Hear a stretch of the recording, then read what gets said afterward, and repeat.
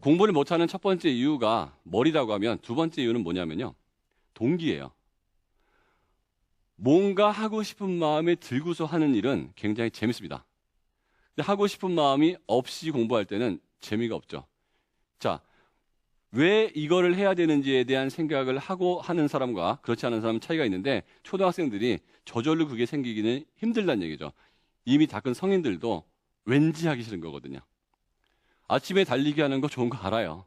달리기 하고 덜 먹으면 살 빠집니다. 해보니까 그렇게 빠지더라고요. 그런데 뭐죠? 이거 몸에 나쁘다는 거 압니다, 이 음식. 근데 왠지 그냥 들어가죠. 먹으면 나쁘다는 거 알죠? 내가 맥주에 치킨을 밤 12시에 먹으면 몸에 해롭다는 거 알아요, 몰라요? 안단 말이죠. 우리 아이가 공부 안 하고 게임하면 자기한테 안 좋다는 거 아이는 알까요, 모를까요? 걔도 알아요. 하지만 왠지 하기 싫은 거죠. 즉, 재미있는 거를 그만두고 덜 재미있는 걸 하기 위해서는 동기가 필요한데 이 동기가 해야 되는 이유를 찾아주는 거고 어머니들은 끝도 없이 해야 되는 이유를 이야기할 필요가 있어요. 우리 아이들이 공부를 재미없다, 어렵다, 힘들다라고 하는데요. 그 이유는 재미있는 걸 안 하고 공부를 해서 그래요. 그래서 저는 아이들한테 너무 엄마들한테 아이들을 재미있는 환경에 노출시키지 말라고 합니다. 게임도 안 가르쳐주면 좋고요. 스마트폰도 될 수 있으면 아이들한테 안 사주는 게 좋아요. 그 재미있는 걸 사줘놓고서 그거 하지 마라 그러면 얘가 얼마나 기분 나쁘겠어요. 이렇게 재미있는데 엄마들도 하루에 얼마 동안 스마트폰을 씁니까? 환경을 만들어줄 필요가 있고요. 두 번째는 아이들한테 결핍을 주셔야 돼요. 내가 원하는 거를 즉각 들어주면 충동성이 강해집니다. 엄마 저 빵 사줘. 알았어. 빵 사줘. 안 돼. 애가 돌아버리려고 그래. 막 울고 슬프고 괴로워요. 내가 이런 아이를 왜 만들었냐 하면 즉각 도와줘서 만드는 거거든요. 과거에 어른들이 왜 참을성이 많았는 줄 아세요? 없으니까 참을 수밖에 없어요. 내가 지금 뭐가 먹고 싶은데 집안에 음식이 많이 없습니다. 과자도 없고 6시, 7시 아버지가 와서 식사를 할 때까지 배고파도 참아야 돼요. 왜? 집에 먹을 게 없거든. 그리고 먼저 먹으면 안 됩니다. 근데 지금 풍요로우니까 아이들이 원하는 거를 부모들이 다 도와주기 시작을 해요. 결과적으로 아이들은 결핍이 없는 상태가 되거든요. 동기는 부족해야 생깁니다. 여기서 팁을 하나 드리면 습관적으로 아이들을 부족하게 만드는 법 알려드릴게요. 그게 뭐냐면 절대로 어떤 일이 있어도 아이가 원하는 걸 해주지 마십시오. 예, 절대로 어떤 일이 있어도 엄마 빵 사줘. 안 돼요. 엄마 나 학원 보내줘. 안 돼요. 무조건 안 되는 겁니다. 자, 그러면 사랑하는 아이한테 어떻게 다 안 될 수 있어요? 즉각만 아니면 됩니다. 엄마 빵 사줘. 시장 갔다 오는 길에. 5분이라도 주세요.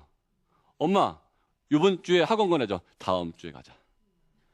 해주되 즉시만 안 해주면 있잖아요. 아이가 5분이고 1시간이고 2시간이고 참을성이 생기는데요.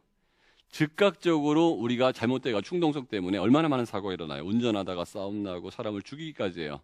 공부도 마찬가지죠. 공부하다가 좀 힘들면 아이가 바로 쉰다는 거죠. 근데 참을성 있는 사람들은 요 문제까지 풀고 쉬자.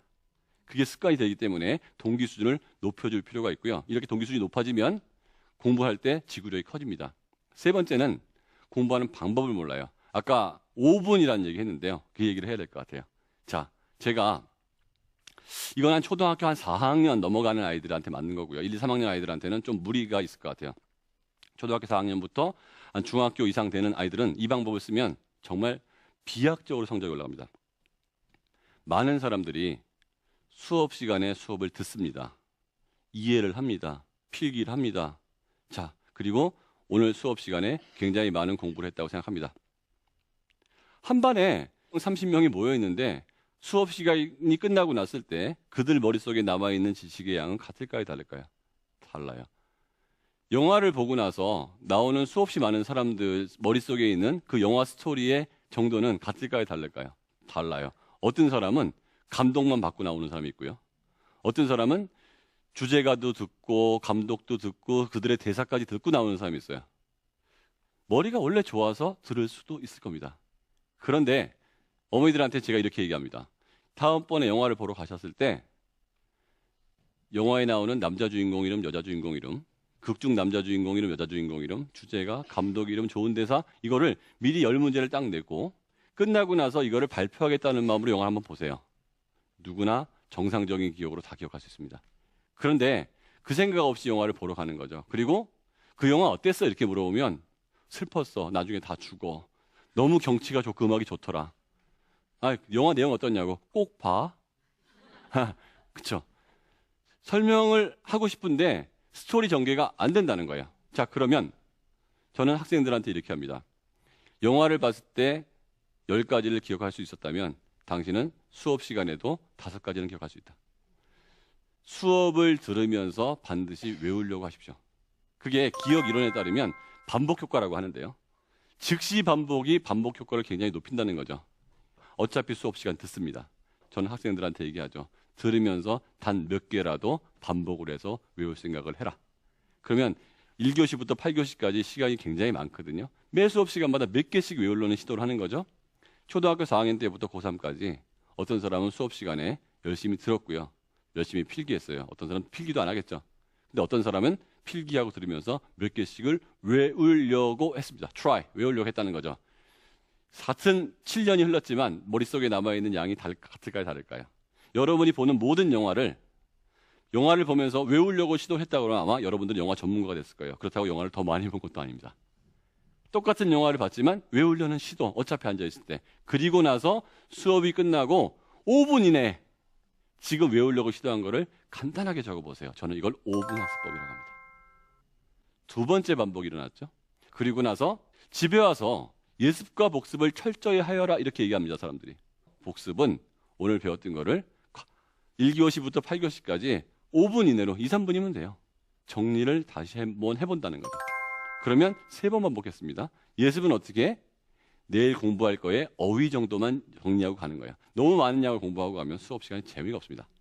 자, 그리고 나서 이 공부한 5분 노트는 일주일치를 갖고 있습니다. 일주일이 지났을 때 다 한번 다시 보는 거예요. 몇 번 반복했죠? 즉시 반복, 5분 반복, 하루 반복, 일주 반복. 같은 노트를 쓴다면 이걸 한 달 만에 다시 한번 볼 수가 있어요. 일반적인 학생들은 오늘 수업 시간에 들은 거를 중간고사 때 첫 복습이 일어납니다. 첫 복습이 일어나면 정상적인 두뇌일 경우에 80%는 사라졌고 20%만 기억이 남는데요. 한 달 이내에 5회의 복습이 일어나면 80%를 기억할 수 있다고 그래요. 그렇다면 우리 아이들은 시험이 왔을 때 80%를 가지고 있는 상태에서 시험을 만났고요. 대부분의 아이들은 20%만 갖고 있는 상태에서 시험을 만났어요. 그러면 중간고사 때 공부를 많이 하는 학생은 많이 기억하는 학생일까요? 적게 기억하는 학생일까요? 공부는 있잖아요. 많이 한 애가 더합니다. 이것만 하면 잘할 수 있다고 생각하는 거. 20%밖에 기억 안 나는 애들은 해봤자 소용없다고 생각하거든요. 자, 그러면 우리는 학원 다니지 않았고요. 그렇게 어려운 것도 아니었어요. 지능을 높여주기 위해서는 어렸을 때 골고루 자극을 주고 4, 5, 6학년 때는 국영수 위주로 포진을 해주고 이유가 다 있죠. 수업 시간과 수업 시간이 끝나고 예습 복습은 5분 학습법을 잘 하려 한다면 현재의 내 능력보다 월등히 좋은 수준의 지능이 될 뿐만 아니라 같은 지능에서도 결과는 월등히 좋게 나올 수가 있거든요. 공부법 하나를 바꾸는 것과 엄마가 자식한테 주는 전략 하나 바꾸는 거로 여러분의 아이들은 지금보다 훨씬 더 좋은 수준이 올라갈 거고 그 다음에 공부가 재밌어질 거라고 봅니다.